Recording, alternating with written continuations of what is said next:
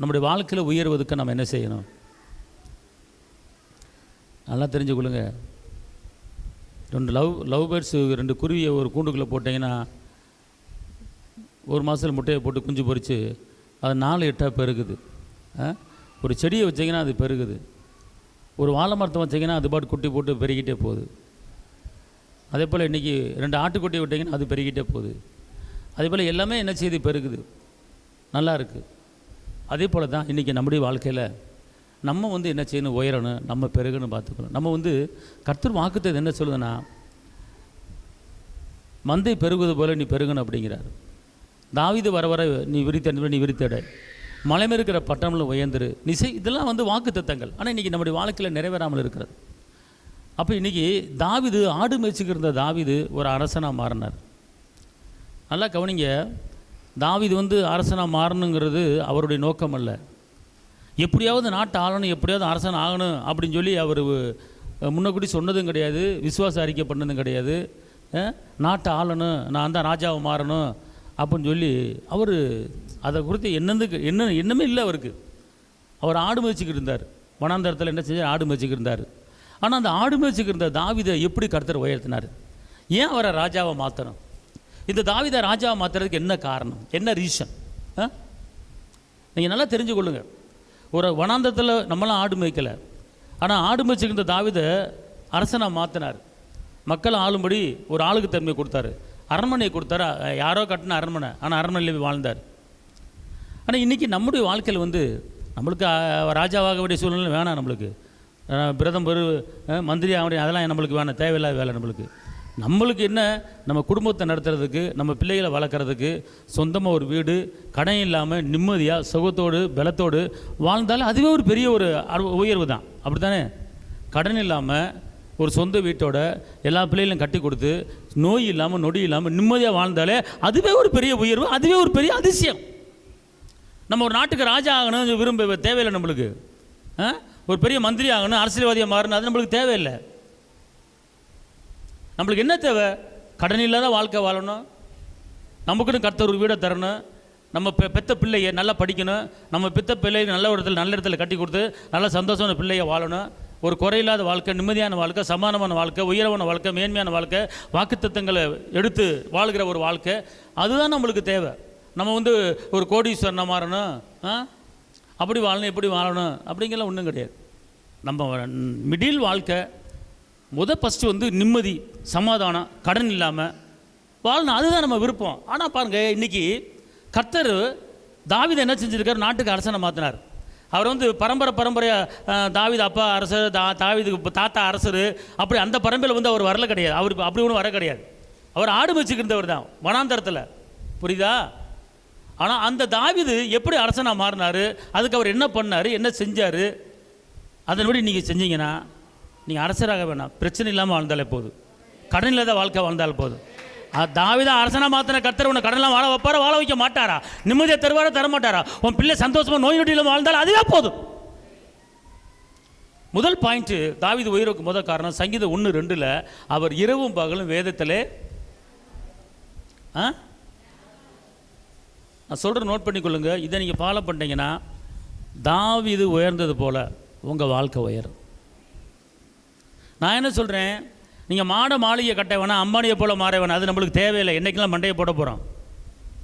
என்ன, நம்மளுக்கு கர்த்தர் நமக்கு நம்ம பிள்ளைகளுக்கும் இருக்க ஒரு வீடு, நல்ல ஒரு விசாலமான வீடு, 2 பிள்ளை வச்சது 2 பெட்ரூமோட வீடு, 3 பிள்ளை வச்சா 3 பெட்ரூமோட வீடு. கேட்குறது நல்லா கேளுங்க. குண்டா சட்டிகள் குதிரை ஓட்டாதீங்க, சரிங்களா? பொம்பளை பிள்ளை வச்சுருக்கவங்க, ஆம்பளை பிள்ளை வச்சுருக்கிறவங்க நல்லா 2 பேர் 3 பேர் இருந்தீங்கன்னா ஆளுக்கு ஒரு பெட்ரூம் வேணும்னு சொல்லி ஏசப்பாட்ட கேளுங்க, சரிங்களா? கேளுங்க. என் மகளுக்கு ஒரு ரூம்பு, என் மகனுக்கு ஒரு ரூம்பு, எங்களுக்கு ஒரு ரூம்பு அப்படின்னு சொல்லி கேளுங்க, தப்பு கிடையாது, சரிங்களா? ஏன்னா நீ வீடு கட்டக்கூட பிளாட் படத்தில் வாழணும்னு சொல்லலை. நீ கர்த்தர் வீட்டை கட்டாரு, கட்டுக்குள்ள பிரச்சனை விருதா, உன் கூடாரத்தை விசாலமாக்கு, கர்த்தர் வாக்குத்தத்தம். அப்போ நம்ம வாழ்க்கையில் நிறைவேறணுமே வேணாமா? நீ அநேக ஜாதிகள் ஆளுவே, அநேக ஜாதிகள் கடன் கொடுப்பா, நிறைவேறணுமே வேணாமா? காண்டாமிருத்து உண்டான ஒத்த பலன் தருவேன், நிறைவேறணும் வேணாமா? உனக்கு ஆயுஷாக்களை பெருக பண்ணுவேன், உன் சந்ததி உலக பெரிய இருக்கும், உன் சந்ததி ஒளிமர், இதெல்லாம் வாக்குத்தத்தம் நிறைவேறணும்ல. இந்த வாக்குத்தத்தை நம்முடைய வாழ்க்கையில் நிறைவேறினா போதும். அந்த ஊரில் 4 வீடு, இந்த ஊரில் 4 வீடு, அந்த ஊரில் 10 வீடு, அது தேவையில்லை நம்மளுக்கு. அது தேவையில்லை. நம்ம பிள்ளைங்க நல்லா இருக்கணும். ஆமென், ஆமென் சொல்லுங்க. அப்போ ஆடு வச்சுக்கிற தாவீது அரசனாக மாற்றினவரை நம்மளை மாற்ற மாட்டாரா? நான் சொல்கிறேன் கேளுங்க. ஒரு கடன் இல்லாத வாழ்க்கை வாழணும், சுகமான வாழ்க்கை வாழணும், படுத்தா நிம்மதியாக தூங்கணும், அவ்வளோதான். பிள்ளைகளுக்கு பாதுகாப்பு வேணும், பிள்ளைங்க நல்லா படிக்கணும், பிள்ளைங்க நல்லா ஞானம் வரணும், பிள்ளைங்க எல்லாத்திலும் ஃபஸ்ட்டாக படித்து வரணும், ஞானவானாக இருக்கணும், பிள்ளைங்க போகிற இடத்துல நல்லா இருக்கணும். இதுதான் நம்மளுக்கு தேவை. ஆமாவா இல்லையா? ஆமாவா இல்லையா? இதை வந்து கர்த்தர் நமக்கு கொடுக்க முடியும். ஆனால் அவரை கொடுக்க வைக்கணும். அவரை கொடுக்க வைக்க விடாமல் ஆக்குறது நம்ம தான். அவர் ரெடி. நான் தாவீதை போல உன்னை உயர்த்த நான் ரெடி. ஆனால் நீ ரெடியா இல்லையே, நீ ஆயத்தமா இல்லையே. சங்கீதம் 1:2 இரவும் பகலும் வேதத்தில் தியானமாக இருக்க மனுஷன் பாக்கியவான், அவன் நீர்க்கால் ஓரமாய். சாதாரணமான ஒரு மெட்ரு, சாதாரணமான வார்த்தை. நீ நீர்க்கால் ஓரமாக நடப்பட்ட மரம் எப்படி இருக்கும்? எங்கே ஒரு ஆறு ஓடிக்கிட்டு இருக்கு, பக்கத்தில் மரம் இருக்குது, பார்த்துருக்கீங்களா? அந்த மரம் என்னைக்காவது வாடுமா? காஞ்சி போகுமா இலை? அது பாடு எப்போ பார்த்தாலும் பச்சை பச்சைன்னு இருந்துக்கிட்டு இருக்கு. அப்படி தான் நம்ம வாழ்க்கை இருக்கணும்னு சொல்கிறாரு. நீ நீர்க்கால ஓரமாய் நடப்பட்ட இலை உதிராக்கிற மரத்தை போல செழித்தோங்கி வளருவா. இதுதான் வார்த்தை, இதுதான் வாக்கு தத்துவம். நம்மகிட்ட வாடல் கிடையாது, ஆடல் கிடையாது, தொய்வு கிடையாது, சோர்வு கிடையாது, அசதி கிடையாது, போராட்டம் கிடையாது, நெருக்கம் கிடையாது. நீங்களும் உங்கள் பிள்ளைகளும் உங்கள் சந்ததியும் வாழ்ந்திருக்கும், உயர்ந்திருக்கும், செழித்திருக்கும், பெருகணும். இதான் வாக்கு. அப்போ அவர் என்ன சொல்றாரு? உன் குடும்பம், உன் பிள்ளை நீர்க்கால் ஓரமாய் நடப்பட்ட இலை உதிராக்கிற மரத்தை போல உன் குடும்பம் செழித்தோங்கி வளரணும் அப்படின்னு சொல்றாரு. அதுக்கு முன்னால இரவும் பகலும் வேதத்தில் தியானமாக இருக்க மனுஷன் பாக்கியவன். அதுக்கப்புறம் தான் சொல்றாரு. ஓகே, இப்போ நம்முடைய குடும்பம் நீர்க்கால் ஓரமாக வளரணும் அப்படின்னா என்ன அர்த்தம்? நீ என்ன செய்யணும்? அதுக்கு என்ன செய்யணும்? இங்கே இருங்க, நீங்கள் ஒன்று செய்யும் போது ஒன்று நடக்குதுங்க உங்களுக்கு. வெயில் காலமாக இருக்கலாம், மழை காலமாக இருக்கலாம், பனிக்காலமாக இருக்கலாம், உங்கள் மரம் பட்டு போகாது. மழை தாழ்ச்சியான வருஷத்தில் நீங்கள் தப்பாமல் கண்டுபிடிப்பீர்கள். ஆமென், அல்லேலூயா. சொல்லுங்க. மழை வந்தாலும் மழை வராட்டினாலும், வெயில் அடித்தாலும் வெயில் அடிக்காட்டினாலும், குளிர் அடித்தாலும் குளிர் அடிக்காட்டினாலும் என் மரம் பட்டு போகாது, என் வாழ்க்கை பட்டு போகாது. எப்போ பார்த்தாலும் என் வாழ்க்கை பச்சை பச்சைன்னு தான் இருக்கும். கையை தட்டி அப்பாவுக்கு மகிமை செலுத்துங்க.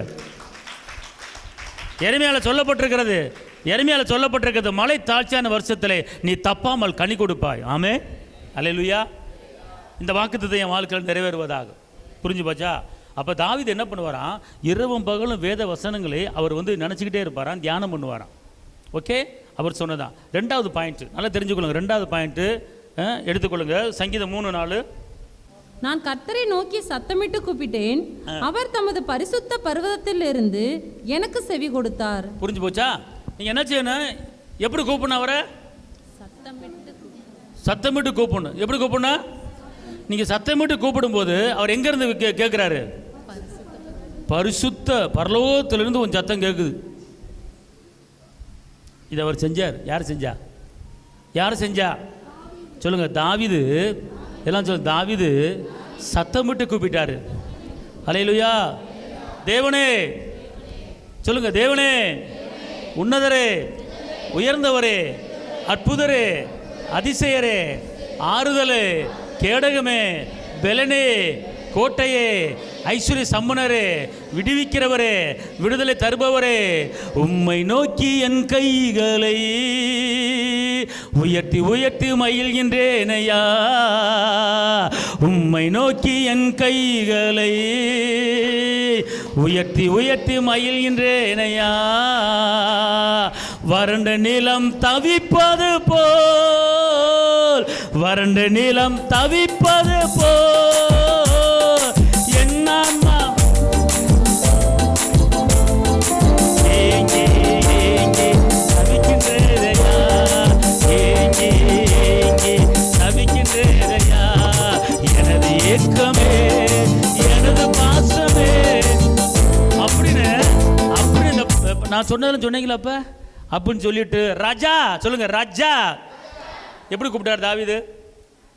அப்பா அப்பா ஏசு அப்படி கூப்பிட்டாரா? அல்லேலூயா, அல்லேலூயா. சத்தமிட்டு என்ன செஞ்சாரு ஐயா? வேத வசனம் சத்தமிட்டு கூப்பிட்டார். அல்லேலூயா, அல்லேலூயா. கர்த்தருக்கு பாதாளத்தின் மீன் வாயிலிருந்து சத்தம் போட்டாலும் அவருக்கு கேட்கும். ஆனால் உங்களுடைய காரியங்களை நீங்கள் கேட்பது, உங்கள் காரியங்களை பெற்றுக்கொள்வதற்கு நீங்கள் என்ன செய்யணும்? தனிப்பட்ட முறையில் என்ன செய்யணும்? கத்தணும். அல்லேலூயா. கத்தி கேட்கும்போது ஆண்டவர் கண்டிப்பாக நம்மள பதில் கொடுப்பார். அல்லேலூயா. என்ன செய்யணும்? முத பாயிண்ட் என்னது? வேதத்தை என்ன செய்யணும்? 2வது பாயிண்ட் என்னது? சங்கீதம் 5:3. அடுத்து 3வது, கர்த்தாவே காலையிலே என் சத்தத்தை கேட்டருளுவீர், காலையிலே உமக்கு நேரே வந்து ஆயத்தமாகி காத்திருப்பேன். அப்படி போடு. தாவீது எப்படி இருந்தாரா? காலையில என்ன செய்யணும்? காலையில் நீங்கள் என்ன செய்யணும்? ஆயத்தமாகணும். அல்லேலூயா.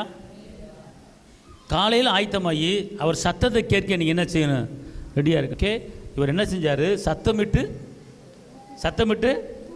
நீங்கள் சொல்லணும், தாவீது சத்தமிட்டு கூப்பிட்டார், நானும் சத்தமிட்டு கூப்பிடுகிறேன் இயேசுவே அப்படின்னு சொல்லி நல்லா, அதாவதுங்க இயேசு மேலே பைத்தியம் மாறிடுங்க. நீங்கள் நட்டு மெண்டலாக கூட மாறிடுங்க. இயேசு மேலே பைத்தியம்.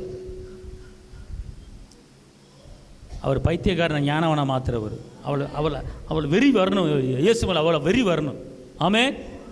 ஒரு இமைப்படுது உங்கள் பிரச்சனை மாற்ற வல்லவராக இருக்காங்க. நீ வணங்குற தெய்வம் சாதாரண தெய்வமா?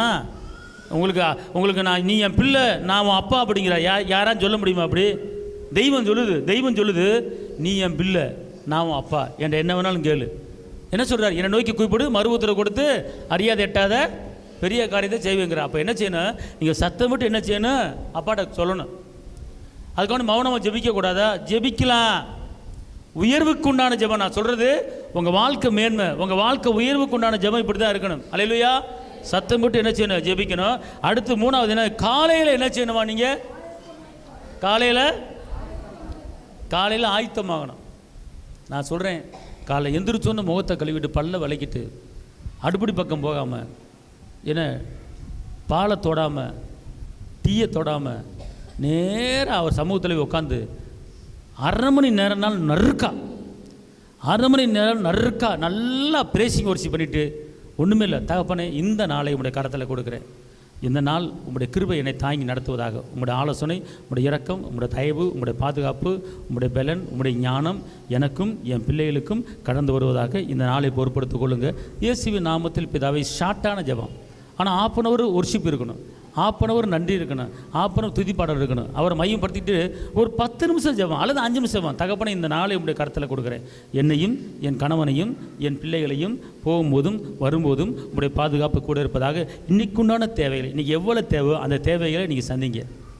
கடை வாங்க மாட்டேன், இன்றைக்கி இங்கே இவ்வளோ கட்டணும், இங்கே அவ்வளோ கட்டணும், எனக்கு தெரியாது.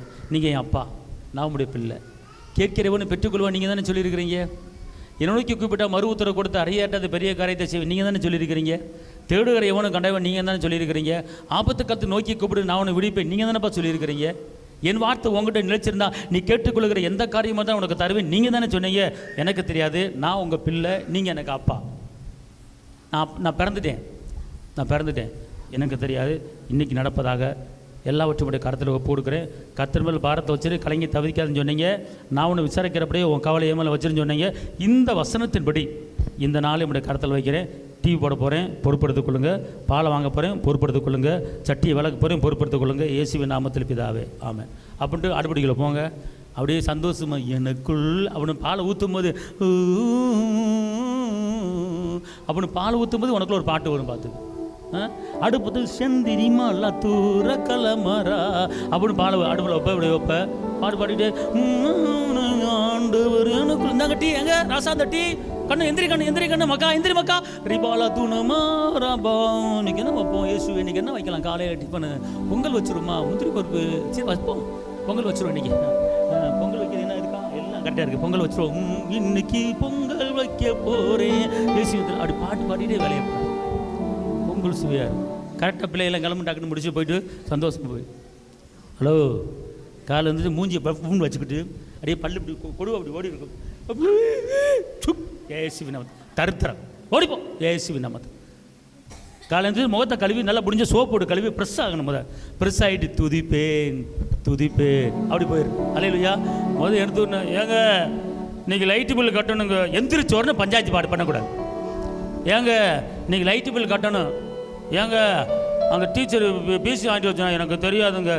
ஐயோ எந்திரிச்சோன்னு உன் தொல்லை பெரிய தொல்லையா போங்கப்பா அப்படின்னு வள்ளி விழுவியான். ஒரு நாளைக்கு உனக்கு வந்து அன்னைக்கு 25,000 பிரச்சனை இருக்கா, அது ஓரம் கட்டு. அப்பாவை மையப்படுத்து. அல்லேலூயா. அப்படி பாட்டு பாடிக்கிட்டு இருப்பேன். பார்ப்பேன், என்னாச்சு உனக்கு? எனக்குள்ளே இருக்கிற தெரியுமா? இன்னைக்கு வந்து ஃபீஸ் கட்டணும் ஞாபகம் இருக்கா? யெகோவா ஈரே, என்னது எல்லாமே பார்த்து கொள்வா, என்ன சொல்ற? ஃபீஸ் கட்டுறதா? யெகோவா அப்படின்னு அவன் பார்ப்பான். ஐயோ உனக்கு இது கலந்து போச்சா? இல்லை, கலரில் எனக்குள்ளே. அல்லேலூயா. குடும்பம் அழகான குடும்பம் மாறிடும். சத்தமாக புருஷன் முன்னாடி சத்தமாக பாட்டு பாடணும். புருஷன் முன்னால் பொண்டாட்டி முன்னால் சத்தமாக பாட்டு பாடணும். நொந்து வெந்து அந்த நூலாக போயிருப்பான். நீ பாட்டு பாடும்போது அவன் நூலாக பாடுவேன், அந்த நொந்து வெந்தா போயிருவான். அல்லேலூயா. நீ பஞ்சப்பாடு பாட, அவனும் பஞ்சப்பாடு பாட, பிள்ளையும் பஞ்சப்பாடு பாட வைக்கிறது, கடைசியில் ஒரே பஞ்சம் அன்னைக்கு ஃபுல்லாக பிரச்சனை தான். அதனால் வந்து கர்த்தருக்குள்ளே எப்பொழுது சந்தோஷமாக என்ன செய்யுங்க? சத்தமாக என்ன செய்யுங்க? காலை எழுந்திரிச்சு 10 வீட்டுக்கு கேட்டாலும் பரவாயில்ல, நீ கத்து இயேசுவின் நாமத்தில், தகப்பனே இந்த நாள் இப்படி கருத்தில் போடுங்க. சத்தமாக என்ன செஞ்சார்? கூப்பிட்டாரு. காலையில் என்ன செய்யணும்? என்ன செய்யணும்? தேவனை தேடணும். புரியுதா உங்களுக்கு? காலை எழுந்திரிச்சு மையப்படுத்தணும். 1/2 துதி, 10 நிமிஷம் ஜெபம் முடிஞ்சு போச்சு. அன்னைக்கு அந்த ஜெபம் நிறைய பண்ணணும். ஆனால் அன்னைக்கு ஏன்னா காலை எழுந்து டக்கு டக்குன்னு எல்லா வேலையும் பார்க்கணும்ல. அன்னைக்கு 3 மணி நேரம் உட்காந்து ஜெபிச்சுக்கிட்டு இருக்க முடியாது. காலை எழுந்து அதுக்கப்புறம் ஜெபிச்சுக்கலாம், எல்லாத்தையும் அனுப்பிச்சி விட்டுட்டு. அதுக்கு காலை எழுந்து ஒரு 1/2 மணி நேரம் துதி ஸ்தோத்திரம் நல்லா நின்றுக்கிட்டு ஆடிக்கிட்டு, காலை தூங்கி எந்திரிச்சோன்னா உட்காந்து ஜெபிக்க கூடாது. காலை ஜெபம் என்ன செய்யக்கூடாது? காலை ஜெபம் என்ன செய்யக்கூடாது? உட்காந்து ஜெபிக்கக்கூடாது. நீங்கள் என்ன செய்யணும்? நல்லா மூஞ்சியை கழுவிட்டு, அதுக்கப்புறம் கையை உயர்த்தி காலை உயர்த்தி நல்லா நடந்துக்கிட்டு வச்சுக்கிட்டு ஜெபிக்கணும். காலை வச்சு நீ உட்காந்து ஜெபிச்சுன்னா அப்படியே பிசாசு படுக்க போட்டுருவியான். புரியுதா உங்களுக்கு? காலை எழுந்திரிச்சு நடக்கணும். மாக்கா தசம் துட மூலரா நல்லவரே ஷபபபா உன்னதரே உயர்ந்தவரே ரிபலதுன மலகரலரபா தேவைகளை சந்திப்பீரே சப்துட மலரா ரிமமமகதுரபா அப்படின்னு சொல்லி வாடுக்கு வாயில் வர்றது அவரை கனப்படுத்திடுது. தாவீதின் உயர்வு உன்னை தேடி வந்துகிட்டு இருக்கு. தாவீதின் உயர்வு. Right, okay. அடுத்து 4வது சங்கீதம் 5:7. நானோ உமது மிகுந்த கிருபையினாலே உமது ஆலயத்துக்குள் பிரவேசித்து உமது பரிசுத்த சந்நிதிக்கு நேரே பயபக்தியுடன் பணிந்து கொள்வேன். இது யாரு செஞ்சது? உம்முடைய ஆலயத்தில் பயபக்தியோடு. அல்லேலூயா. ஆலயத்தில் பயபக்தியோடு அவர் துதிப்பார், ஆலயத்தில் பயபக்தியோடு ஆராதிப்பார், ஆலயத்தில் பயபக்தியோடு விண்ணப்பம் வைப்பார். புரியுதுங்களா? இங்கே இருங்க. அந்த தாவீதுடைய ஆடு மேய்ச்ச தாவீது அரசனை மாறதுக்கு முக்கிய காரணம் என்ன தெரியுமா? நல்லா தெரிஞ்சுக்கொள்ளுங்க. அவருக்குள்ள ஒரு பயம் இருந்தது. ஆலயத்துக்குள்ள கால் வச்ச உடனே ஒரு நடுக்கம். ஏன்னா கர்த்தர் முன்னாடி போகிறேன், கர்த்தர் சமூகத்துக்கு போகிறேன், ஒரு பயம். நம்ம என்ன பண்ணுவோம்? இப்போ நான் பிரசங்கம் பண்ணிக்கிட்டு இருக்கேன், தொண்டை அடைக்குது, இப்படி குடிக்கிறேன், நீங்கள் உட்காந்து கேட்டுக்கிட்டு இருக்கீங்க. சரி, அடிக்கடி தண்ணி குடித்தா பிரச்சனை இல்லையா? இப்படி தண்ணி குடிக்கிறீங்க.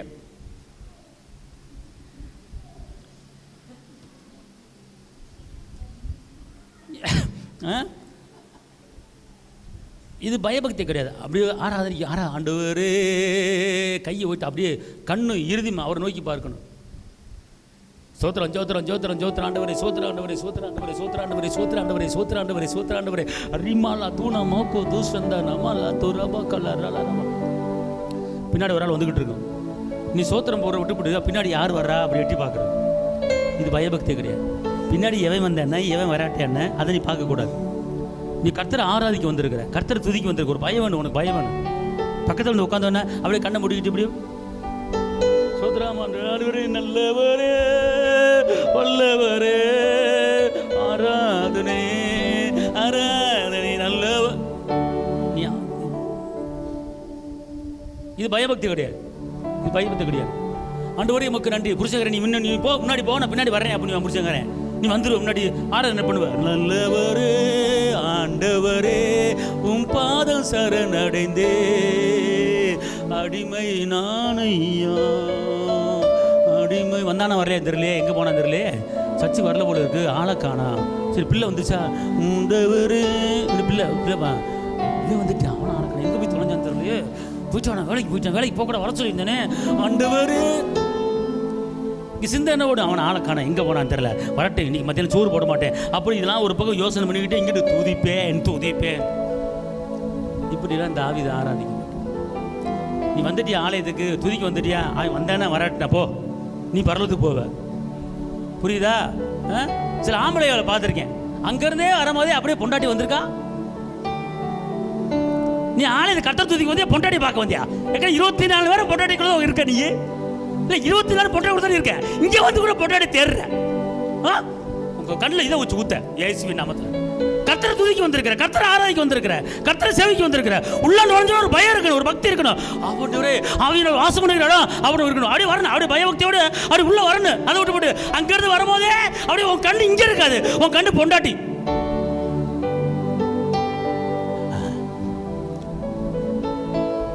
ஜாக்கிரதை. நீ அப்போ வந்து நீ உன் பொண்டாட்டி பார்க்க வந்திருக்கேன்னு கேட்குறேன், இல்லை உன் புருஷனை பார்க்க வந்திருக்கேன்னு கேட்குறேன். 27 மணி அவங்கள சண்டை போட்டு நொந்து நூலாக போய் தான் இங்கே வந்திருக்கிற. அவன் ஒன்று சொல்ல, நீ ஒன்று சொல்ல, அங்கே கொடுப்பேன் கொடுக்க மாட்டேன், நான் வீட்டுக்கு போகிறேன் அங்கே போகிறேன், அப்படி சண்டை போட்டு வந்து நூலாக போய் டீயை போட்டு கீழே ஊற்றி வச்சு சண்டை கட்டை போட்டு அச்சு போட்டு முக்காடு போட்டு இங்கே வர்ற. அப்புறம் இங்கே வந்த பிற்பாடு வந்தானா, ஐயோ கடவுளே, நீ தேட மாட்ட, உருப்பட மாட்ட.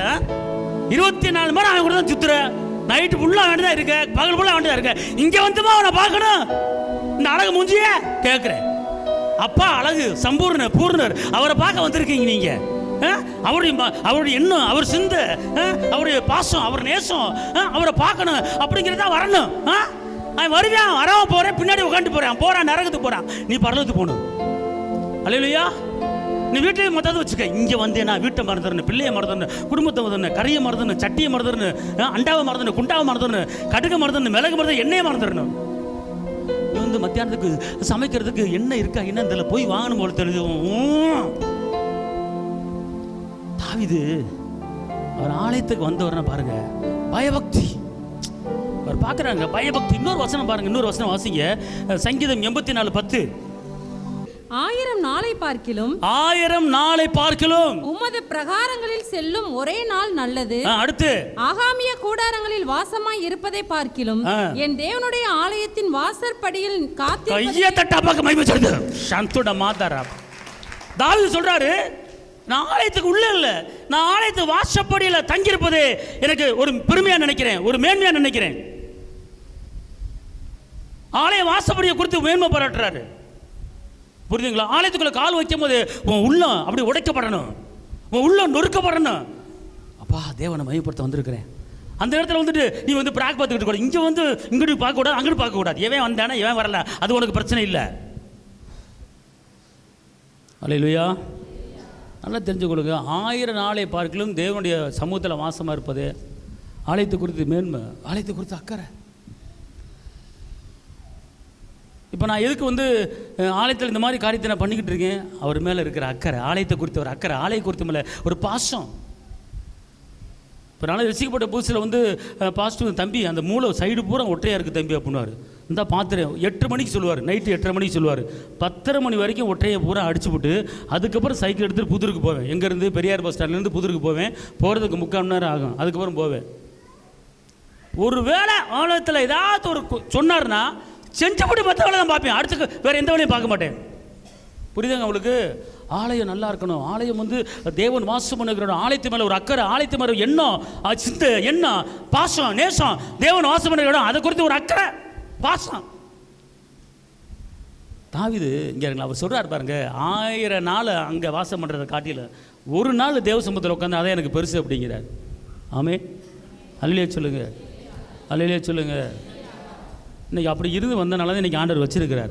புரியுதா? நீங்கள் நினைக்கலாம், என்னடா பாலிசலிங்க போட்டார், ஏசுவை போட்டார், இப்போ சுற்றி வெள்ளை அடிச்சுக்கிட்டு இருக்காரு. தாவீதின் அபிஷேகம் எனக்கு இருக்கு, ஆலயத்து மேலே இருக்கிற அக்கறை, வாசப்படி நிற்கிறதே பெருசாக நினைக்கிறார்ல. என் ராஜாதி ராஜா ஒரு வசனத்தை அன்றைக்கி படித்தவங்க பார்த்தா, இயேசுடைய உடம்பு எப்படி படிக்க பச்சை அப்படின்னு பார்த்தோம்ல, இயேசுடைய உடம்பு படிக்க பச்சை, அவர் கை பொன் வளையல், அப்படிப்பட்ட அந்த உன்னதமான தேவன், அந்த ராஜாதி ராஜா, அவர் தங்கி இருக்கிற இடம் குப்பையும் கூழுமா இருக்க வைக்கிறது கேட்குறேன்.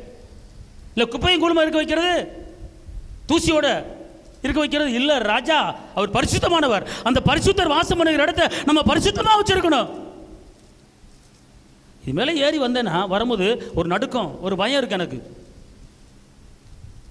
ஏன்னு கேட்டால் இந்த இடத்துல நிறைய இரவுகள் ஜெபிச்சு சில தரிசனங்களை வாங்கியிருக்கேன். இந்த இடத்துல தேவன் வாசம் பண்ணுகிற ஒரு பயம், அதான் சுத்தமாக வச்சுருக்குன்னு சொல்கிறது நான். புரியுதுங்களா? அதுதான் இதான் கூட்டுங்க, செய்யுங்க, தொடங்க அப்படிங்கிறது. அது உங்களுக்கு ஆசீர்வாதம் ஆலயத்தை குறித்து. புரியுதுங்களா? சும்மா இந்த தாவீதின் உயர்வு உங்களுக்கு வேணும்னா ஆலயத்தை மேலே ஒரு அக்கறை இருக்கணும், சும்மா ஒன்றும் கிடையாது. இது வந்து நான் சுத்தமாக வச்சுருப்பேன் நான், இது மேலே ஒரு பாசம். ஏன்னா தேவன் இருக்கிற இடம், அவர் வீடு. இது வந்து எனக்கு சொந்தம் கிடையாது, எல்லா மக்களுக்கும் சொந்தம். இந்த வீடு சகல ஜனங்களுக்கும் ஜெப வீடு எனப்படும் என்று சொல்லப்பட்டிருக்கிறது. அவர் தங்குற இடம்.